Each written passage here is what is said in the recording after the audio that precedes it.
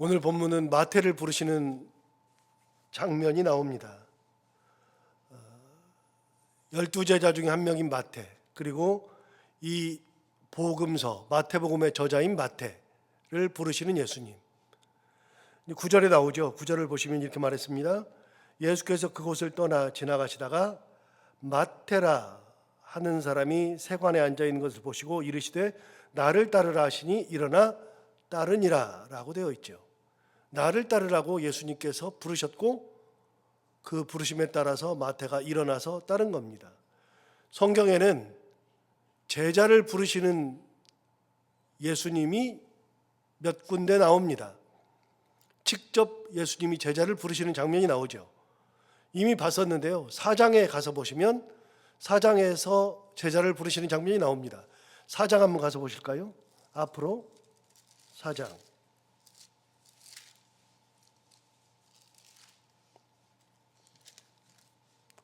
4장 18절을 보시면 갈릴리 해변에 다니시다가 두 형제 곧 베드로라는 시몬과 그의 형제 안드레가 바다에 금을 던지는 것을 보시니 그들은 어부라 말씀하시되 뭐라 그랬냐면 나를 따라오라 내가 너희를 사람을 낚는 어부가 되게 하리라 하시니 그들이 곧 그물을 버려두고 예수를 따르니라. 그래서 예수님께서 직접 부른 제자 첫 번째 베드로와 그의 형제 안드레 이야기가 나옵니다. 21절을 보시면 거기서 더 가시다가 다른 두 형제 곧 세베대의 아들 야고보와 그의 형제 요한이 그의 아버지 세베대와 함께 배에서 금을 깁는 것을 보시고 부르시니 그들이 곧 배와 아버지를 버려두고 예수를 따르니라. 그래서 또 다른 두 형제 세베대의 아들인 야고보와 요한을 부르는 이야기가 나오죠. 그래서 마태복음 4장에서는 4명을 부르는 장면이 나옵니다. 베드로와 안드레, 야고보와 요한. 이들은 다 어부였죠. 어부 4명을 부르는 장면이 나오고 오늘도 나를 따르라 하셨죠. 또 한 명이 나옵니다. 요한복음을 한번 가볼까요? 요한복음 1장 가보겠습니다.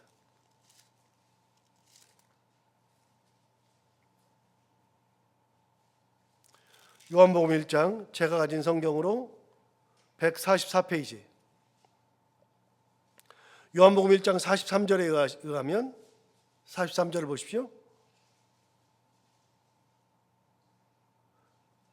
이튿날 예수께서 갈릴리로 나가려 하시다가 빌립을 만나 이르시되 나를 따르라 하시니 그 다음 보십시오. 44절에 빌립은 안드레와 베드레와 한 동네 벳세다 사람이라.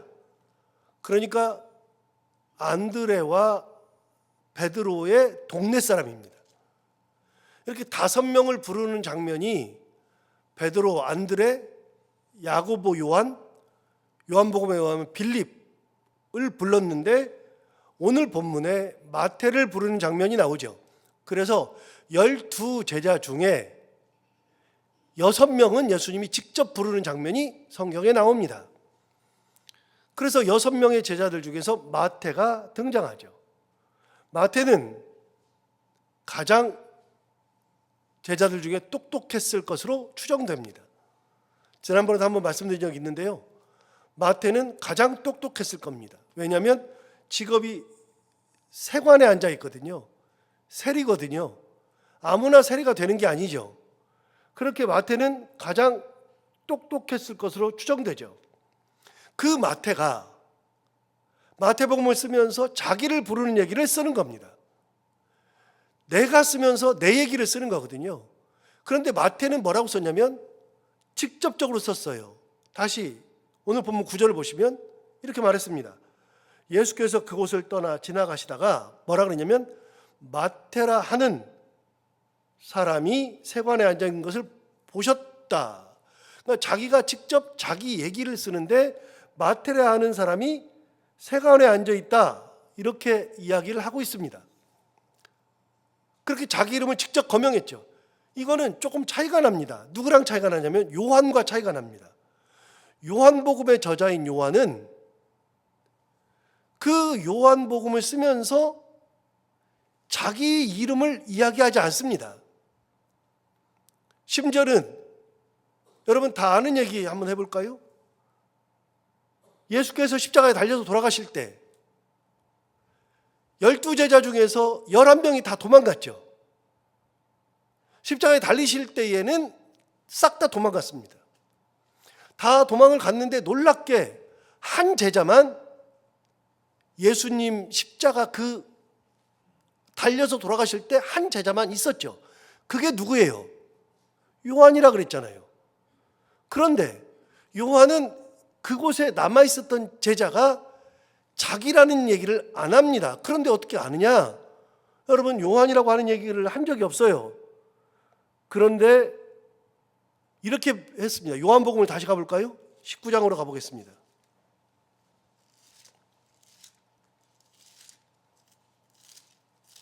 요한복음 19장.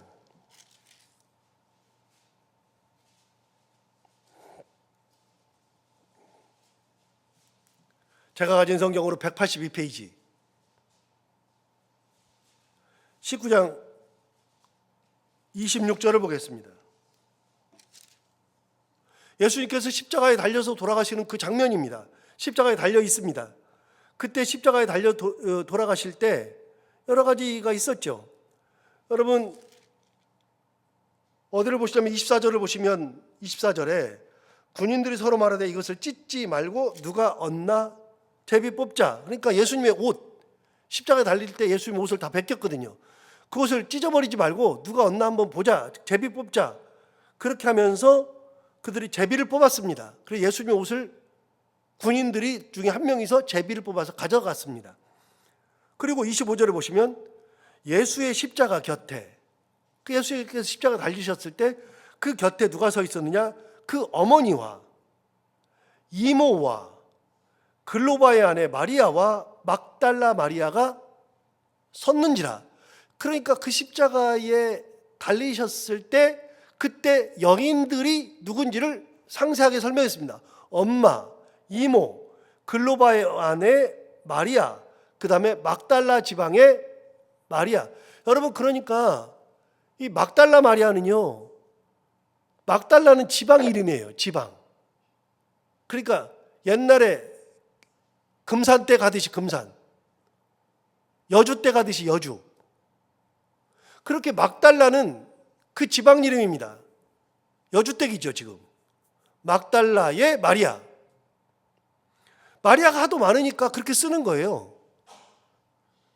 마리아가 너무 많으니까 그 사람은 막달라 마리아야. 그렇게 쓰는 거죠. 자, 그렇게 된 다음에 26절을 보십시오. 예수께서 자기의 어머니와 그 다음 누구라고 돼 있어요? 사랑하시는 제자. 이 사랑하시는 제자가 요한이에요. 자기예요, 자기. 사랑하시는 제자, 예수의 자기의 어머니와 사랑하시는 제자가 곁에 서 있는 것을 보시고 그러면서 뭐라고 하냐면 자기 어머니에게 말씀하시되 여자여 보소서 아들이니이다. 자기가 죽으면서 그 사랑하시는 제자에게 어머니 나 대신에 이제 아들 할 겁니다. 그래서 아들이라고 했어요. 그래서 그 아들이 요한이 그 다음부터 아들 노릇을 해요. 그래서 12제자 중에 11명은 다 순교했어도 딱 한 명, 사도 요한만 예수님이 아들이라 그랬으니까 어머니를 모시고 살아야 되니까 끝까지 마리아를 모시고 살아요. 그래서 12제자 중에 싹 다 순교하지만 요한만 순교를 안 합니다. 그 요한이 어디 가서 죽느냐? 에베소에 가서 죽어요. 그런데 제가 지금 얘기했잖아요. 사랑하시는 제자가 요한인지를 어떻게 아느냐? 여러분, 에베소를 가보면 에베소에 마리아가 끝까지 살았던 집이 남아있어요. 산 너머에 마리아 집이 있어요. 그리고 에베소에 마리아 기념교회가 있습니다. 그런데 그 에베소에 사도 요한 기념교회가 있습니다. 그래서 요한 기념교회와 마리아 기념교회가 있죠. 누가 끝까지 아들 노릇을 했느냐? 요한이 했죠. 요한은 요한복음을 쓰면서 자기 복음서를 쓰면서 이 자기 이름을 거명 안 해요. 그런데 마태는 자기 이름을 직접 얘기하는 거예요. 상당히 달라요. 아예 성격이 다른 거죠. 자, 오늘 본문으로 돌아가서 여기까지는 거의 성경 공부고요. 예수께서 그곳을 떠나 지나가시다가 마태라는 사람이 세관에 앉아 있는 것을 보시고 이르시되 나를 따르라 하시니 일어나 따르니라 그랬습니다. 여러분, 예수님께서 마태를 보고 나를 따르라 그랬어요. 이게 정상적인 얘기가 아닙니다. 왜냐면요, 예수님이 마태를 불렀다는 것은 세리를 불렀다는 거거든요. 세리를 불렀는데 세리는요, 우리 일제 강점기를 생각해 보면 답이 딱 나와요. 조선 사람으로서 일본 순사 역할을 하는 사람이죠. 일본 공무원 역할을 하는 사람이죠. 그러면요, 정상적인 조선 사람들이 그런 사람들을 어떻게 생각해요? 이 매국노라고 하죠. 같이 얘기 안 하죠. 그런 사람들은 사람 취급 안 하죠. 그러니까 세리들은요, 돈이 많아요. 돈이 많음에도 불구하고 어느 누구도 이야기를 안 해요. 같은 동족이죠. 어느 누구도 같이 놀아주지 않아요. 밥을 먹지 않아요. 그 집에 들어가지 않아요. 그런데 예수님이 이스라엘 사람들이 다 욕하고 이 사람은 로마에 붙어먹는 사람이죠. 그런데 예수님께서 그 마태를 부른 거예요. 다시요, 어제 얘기로 돌아가서 사람은요, 사람을 차별해요. 예수님은요, 사람을 차별하지 않아요. 로마서 3장 22절에 나와요. 하나님께서는 그 의를 주실 때, 하나님의 의를, 믿음을 가진 사람들을 그 사람이 누구든지 간에 차별함이 없느니라. 로마서 3장 22절 말씀이에요. 하나님은요, 사람을 차별하지 않아요. 당대 이스라엘 사람들은 세리를 보고서 매국노, 같은 동족임에도 말 한 번 붙이지 않고 사람 취급 안 하고 부자여도 상관없어요. 그 집에 들어가지 않아요. 밥을 먹지 않아요. 그런데 예수님께서 세리를 부르셨단 말이죠. 요 세리 얘기는 조금 이따 또 하기로 하고요. 세리를 부르신 다음에 어떻게 했느냐? 10절을 보십시오. 이 예수님이 굉장히 당대 사람에 비하면 비정상적입니다. 20절을 보십시오. 예수께서 마태의 집에서 앉아 그랬어요. 여러분, 성경을 보세요. 성경을 보시면 앉아 그 앞에 1번이라고 돼 있을 겁니다. 1번은 해석이라 그랬죠. 기역, 니은, 디귿, 리을은 성격 구절이고요. 해석하는 겁니다. 앉아라는 것을 해석하는 거죠. 1번을 쭉 내려가서 보시면 8장 11절을 나나주를 보라. 그래서 8장 11절 나나주를 보면 뭐라고 돼 있냐면 기대어 눕다 그렇게 돼 있어요. 앉는다는 것을 기대어 눕는 거예요. 여러분, 기대에서 눕는 거는 언제 하는 거냐면 다른 집에 가가지고 기대에 눕는 거는 잠잘 때 하는 게 아니고요. 여러분, 앉았다라고 하는 표현을 할 때마다 마태, 마가, 누가, 요한복음에 앉았다 이 말 할 때는 꼭 거기에는 1번, 2번, 3번, 4번이 번호가 있어요. 그 번호에 의하면 꼭 똑같은 얘기를 해요. 기대어 눕는다, 기댄다. 이건 언제 하는 거냐면요, 밥 먹을 때 하는 거예요. 이스라엘 백성들은요, 옛날부터 식사가 나오면 우리 텔레비에서 나오잖아요. 아랍 사람들 밥 먹을 때 보면 양탄자 깔아놓고요, 거기에 옆에 놓고 거의 누워서 밥을 먹어요. 이유가 뭐냐? 그 사람들은요, 식사를 2시간 해요. 2시간 계속 나와요. 그러니까 우리는 그냥 저 같은 사람은 5분이면 끝나잖아요. 3, 4분이면 끝나고. 저는 밥 중에 제일 맛있는 밥이 말아먹는 밥이거든요. 싹 말아버려요. 그냥 국에 말아먹는 걸 진짜 좋아해요. 말아먹는 것만큼 세상에 맛있는 게 없어요. 후루룩 들어가거든요. 맛은 느끼면서. 저는 뭐까지 말아먹느냐, 이 요즘 이제 봄이니까 냉이국, 된장국 이런 거에 말아 먹을 때 거기다가 멸치도 넣고 김치도 벌써 찡그리는 분이 계시는데 저는요 있는 걸 다 넣어요. 마치 개밥처럼 먹는 걸 진짜 좋아하거든요. 그러면 우리 권사님들이 막 기겁을 하죠. 말아 먹어도 이렇게 말아 먹. 이거 완전히 양반이 아니죠. 저는 그걸 너무 좋아해요. 맛을 다 느끼거든요. 그 오묘한 맛이 있거든요. 그래서 저는 그냥 후루룩 먹으면 끝나요, 그냥. 어제도 저희 집에서 누룽지를 집사람이랑 먹었는데 저녁에 누룽지를 이렇게 하나를 줘요. 그냥 누룽지 거기다 김치 쭉 넣어가지고 그냥 호록호록 먹으면 1, 2분이면 그냥 끝나요. 저는 빨리 끝나죠. 그런데 이스라엘 사람들이 식사하면 2시간씩 한다고요. 그러니까 앉아서 식사하는 게 아니고요. 거의 기대어 누워서 식사하는 거예요. 이게 전통이에요. 자, 기대어 누워서 앉아서 뭐 했느냐? 다시 10절을 보세요. 예수께서 마태의 집에서 앉아 뭘 먹어요? 음식을 잡수실 때. 음식을 막 잡수셔요. 그랬더니 그때 많은 세리와 죄인들이 와서 예수와 그의 제자들과 함께 앉았다. 앉았다가 뭐라고요? 기대어 누웠다. 뭐 하는 거라고요? 같이 먹었다. 그러니까 예수님이 식사를 하시니까 누가 왔어요? 많은 세리와 죄인이 왔어요. 여러분, 많은 세리와 죄인이 왔다는 것은 이스라엘 사람들이 기겁할 얘기예요. 비정상적이에요. 이게 도대체 뭐예요? 범죄의 소굴이죠. 어떻게 세리와 밥을 먹어요? 근데 한 명이랑 먹는 게 아니라 예수님이 세리 마태의 집에 가니까 세리들이 다 모인 거예요. 죄인들이 다 모인 거예요. 여러분, 예수님이 훗날 뭐라고 불리는가? 예수님의 별명이 나와요. 여러분, 뭐라고 나오느냐? 예수님의 별명이 11장 가보세요.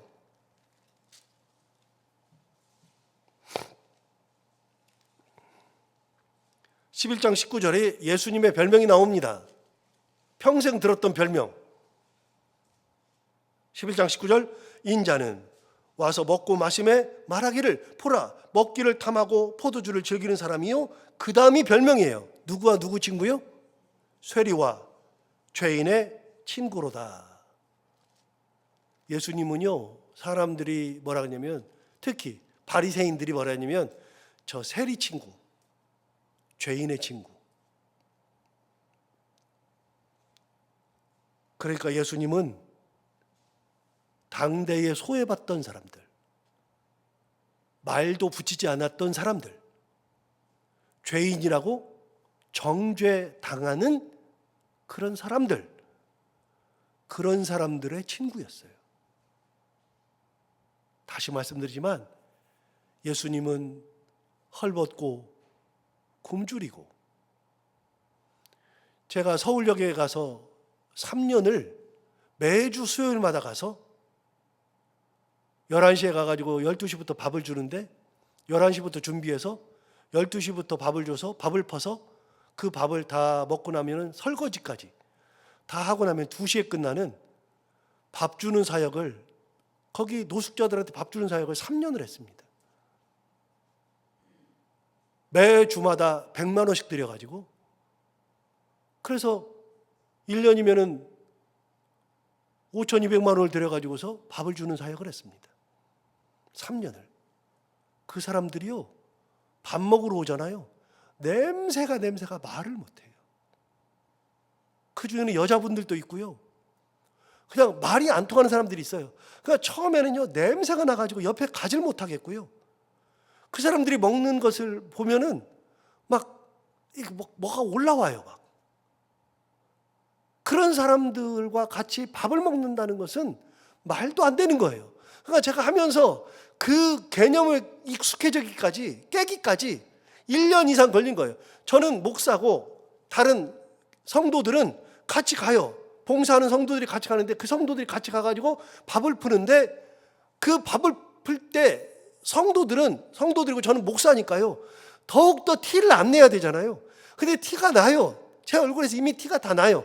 그것이 없어지기까지 한 1년이 걸리더라고요. 1년 지나니까 무덤덤해지고 그냥 친구처럼 막 대하고 손 대고 어서 오라 그러고 막 그렇게 되는데 너무너무 어려웠어요. 여러분, 사람이 나도 모르게 그렇게 되는 거예요. 그런데 예수님은 이런 사람들, 세리나 죄인들, 말도 섞여서 이런 사람들과 같이 앉아서 밥을 먹었어요. 한 사람이 아니라 때로 몰려서 밥을 먹었어요. 그래서 예수님의 별명이 뭐라고요? 누구와 누구의 친구? 세리와 죄인의 친구. 새벽 기도 때만 잘 나오면요 성경 공부가 제대로 되잖아요. 그런데 여러분, 예수님의 별명은 다른 게 없어요. 예수님의 별명은 먹기를 탐하는 자, 뭐 여러 개의 별명이 있는데 그 중에 하나가 뭐냐면 세리와 죄인의 친구예요. 우리 같은 사람들이 아니에요. 다시 한번요, 예수님은요, 우리가 구주로 여기고 우리가 따라가는 그 예수님은요, 사람을 차별한 적이 없어요. 단 한 번도 차별한 적이 없어요. 별명이 세리와 죄인의 친구일 만큼 그런 분이 우리 예수님이세요. 그런 분이에요. 그래서 교회는 사람이 차별하는 곳이 아니라고 해요. 예수 믿는 사람들은요, 사람을 차별하는 그런 신앙인들이 안 돼요. 그러면 안 돼요. 그렇게 먹었어요. 이해가 안 되잖아요. 자, 되니까 이걸 보는 사람들이 있어요. 11절 보세요. 거기서 밥 먹는 것을 봤어요. 누가 봤느냐? 바리새인들이 보고. 자, 한마디 하겠죠. 서기관 바리새인 나오면 한마디씩 하겠죠. 자, 바리새인들이 보고 뭐라 그러냐? 이렇게 말했어요. 그의 제자들에게 이르되 어찌하여 너희 선생은 세리와 죄인들과 함께 잡수시느냐? 야, 니네 선생님은 어떻게 세리와 죄인과 함께 먹냐? 그렇게 힐난한 겁니다. 당연하겠죠. 그런 힐난을 했을 때 그 사람들로서는 이해가 안 되죠. 그때 예수님이 하시는 말씀 들어볼까요? 12절. 예수께서 들으시고 이르시되, 우리가 잘 아는 말씀, 건강한 자에게는 의사가 쓸데없고 병든 자에게라야 쓸데있느니라. 여러분, 세리와 죄인들은 병자라는 겁니다. 세리는 부자긴 해도 마음이 너무나도 힘든 사람이라는 겁니다. 병자라는 겁니다. 그런 사람들이 다예요. 이 세상을 살아가는 우리 모두는 다 이런저런 병을 하나씩 다 가지고 있어요. 그런데 그런 병을 가진 우리를 하나님은 친구 삼아주세요. 제가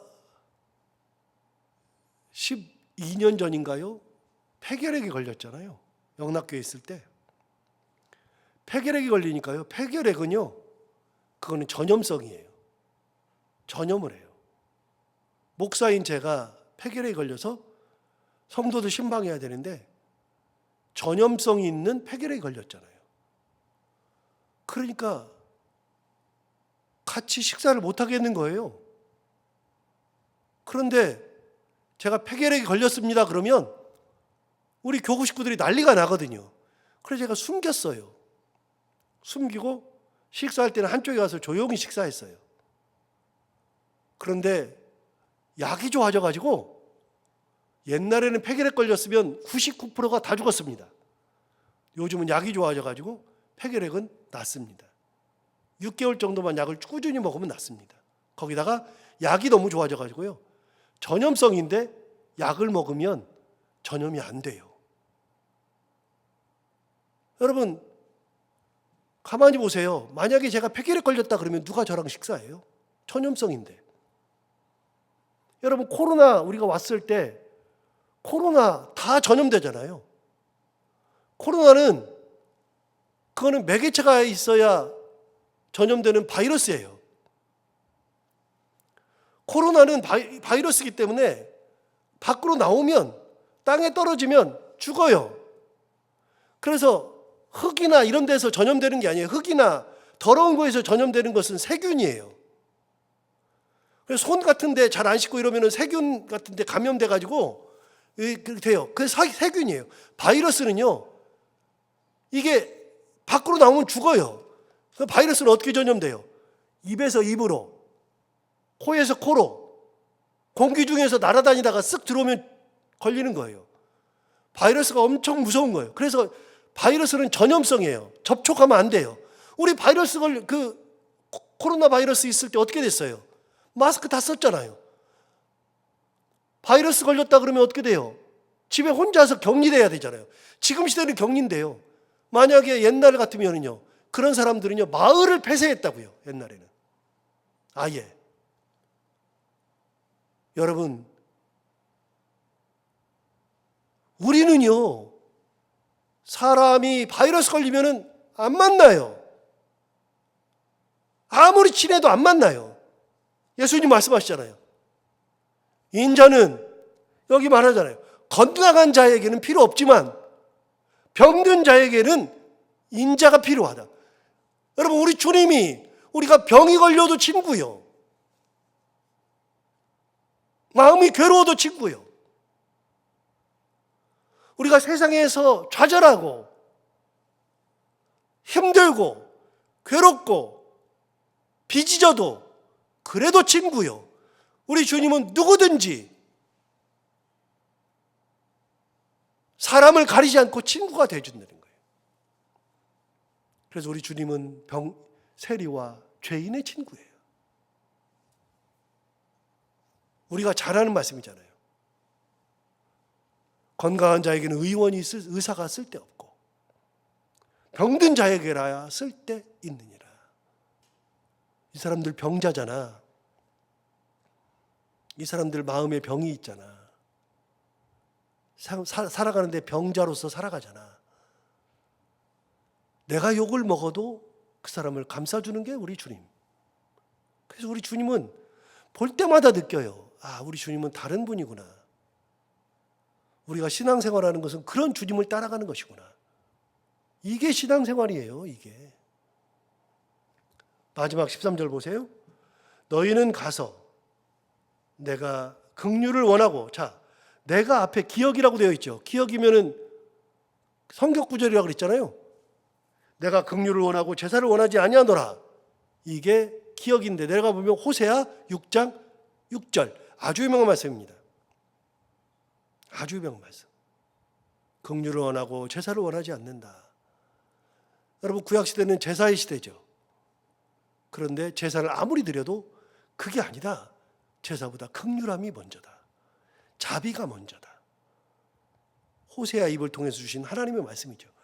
이 말씀이 12장에도 또 한 번 나와요. 12장 7절에도 나와요. 그거는 이제 여러분 보시면 되고. 12장 7절에서도 또 똑같은 얘기 했어요. 나는 긍휼을 원하고 제사를 원하지 않는다. 예수님의 마음은 긍휼함에 있는 거예요. 그런 뜻이 무엇인지 배우라. 나는 의인을 부르러 온 것이 아니요 죄인을 부르러 왔노라. 그렇게 얘기했죠. 그래서 예수님은 죄인을 부르러 왔습니다. 그들의 친구가 되어주러, 우리의 친구가 되어주러. 자, 여기서 세리가 사회에서 가장 천대받던 사람이에요. 마음에 큰 짐을 가지고 살아요. 세리가 또 나오죠. 예수님 불렀던 세리 또 나오죠. 어디 나와요? 여리고성을 지나갈 때 삭개오가 나오죠. 세리의 장이었죠. 그 세리 장이 옛날에 뽕나무라 그랬는데 돌무화과 나무, 거기 올라가서 있을 때 예수님이 가시다가 한 번도 자기 이름을 불러줘 본 적이 없어요. 한 번도 자기랑 식사한 적이 없어요. 그런데 예수님이 가시다가 딱 보고서 삭개오야 내려오라. 자기는 이름을 가르쳐 주신 적도 없어요. 그런데 삭개오야 내려오라 그러니까 급히 내려왔어요. 내가 오늘 너희 집에 유하여야 하겠다. 예수님이 그 집에 들어가요. 그러니까 삭개오가 너무 기뻐가지고 자기 집에 가서 음식을 막 차려요. 차린 다음에 예수님께 드려요. 예수님이 식사를 하셔요. 예수님 아무 말씀 안 하세요. 그 집에 그 삭개오 이름 부르고 그 집에 들어가서 그 집에서 밥 먹고 그게 다예요. 그런데 삭개오는 자기 이름 불러주니까 내려와서 집에 들어간다니까 자기 집에 모셔서 그 예수님에게 제자들에게 다 음식을 다 대접해가지고 그렇게 하는데도 삭개오는 너무 즐거운 거예요. 예수님 불러주시니까. 그래서 뭐라 그래요? 예수님 한 말씀 안 하시는데 뭐라고 말해요? 주님, 제가 여기 적어왔어요. 정확하게. 주여 보시옵소서 내 소유의 절반을 가난한 자들에게 주겠으며 만일 누구의 것을 속여 빼앗은 것이 일이 있으면 내 갑절이나 갖겠나이다. 누가복음 19장 8절 말씀이에요. 여러분, 주님이 식사를 하시다가 야, 내가 너희 집에 들어왔지? 그러니까 너 네 소유의 절반을 나눠줘. 너 남한테 속인 거 있으면 4배로 갚아. 그런 얘기 한 적이 없어요. 삭개오가 혼자 치유가 되는 거예요. 치유가. 혼자 치유되니까 재산 절반을 띄어가지고 내가 가난한 자에게 주겠으며 속여 빼앗은 거 있으면 4배를 갚겠습니다라고 자기 혼자 고백하는 거예요. 얘기했잖아요. 주님 말씀하셨잖아요. 건강한 자에게는 의사가 쓸데없고 병든 자에게 쓸데있는지라 나는 의인을 부르러 온 것이 아니오 죄인을 부르러 왔노라. 죄인 부르러 왔잖아요. 그래서 예수님 치유하시지. 삭개오가 예수님 만나고 마음의 짐을 덜고 스스로가 치유한 겁니다. 예수님 말씀 한마디 하신 적이 없습니다. 이게 예수님이죠. 이게 예수님. 오늘 마태를 부르는 이 장면을 보면 예수님이 어떤 분인가를 또 볼 수 있습니다. 예수님이 마태의 집에 들어갔다. 그 마태를 불러서 제자를 삼으셨다. 그래서 예수님은 죄인과 세리의 친구였다. 세리와 죄인의 친구. 그래서 예수님은 그런 병든 자를 치유하시러 오신 것이다. 여러분, 이 말씀을 다시 한번 새겨보면서 우리가 예수님을 따른다는 것을 다시 한번 새겨보고 온전한 모습으로 예수님과 같이 그렇게 살아가는 참 신앙의 삶을 살아가는 우리가 다 되기를 바랍니다. 기도하겠습니다. 하나님 아버지 감사합니다. 오늘 귀한 말씀으로 또 우리를 깨우쳐 주셔서 감사합니다. 마태 자기 이야기를 쓰고 있지만 자기 이름을 거명하면서 이런 얘기를 쓸 정도로 마태도 예수님을 만나 치유를 받고 제자가 되었습니다. 자기 것을 다 버리고 나를 따르라 하시니 고민도 하지 않고 일어나 따르니라 라고 이야기했던 것처럼 하나님, 우리 예수 그리스도께서는 병든 자를 치유하시러 오시고 그들과 함께 잡수시고 그들을 치유하시면서 가장 아픈 사람들, 가장 힘든 사람들, 그런 사람들을 치유하시는 놀라운 예수 그리스도, 그분을 오늘 같이 배우면서 우리도 그 예수처럼 살아가는 참 신앙의 삶을 살아가는 저희들이 되게 하여 주옵시고 하나님 앞에 온전한 영광을 돌리는 참 신앙인의 모습으로 살아가는 저희들이 다 되게 하여 주옵소서. 하나님 아버지, 오늘도 하루 살아갈 때 이 말씀을 기억하며 살게 하시고 이 말씀이 우리의 삶에 힘이 되기를 원하며 오늘도 기도하러 나온 사랑하는 성도들 한 분 한 분의 기도를 들어 응답해 주시옵고 해야 되는 것들을 기쁨으로 잘 감당하고 만나는 분들과 함께 웃고 행복한 하루가 되게 하여 주옵소서. 예수님 이름으로 기도하옵나이다.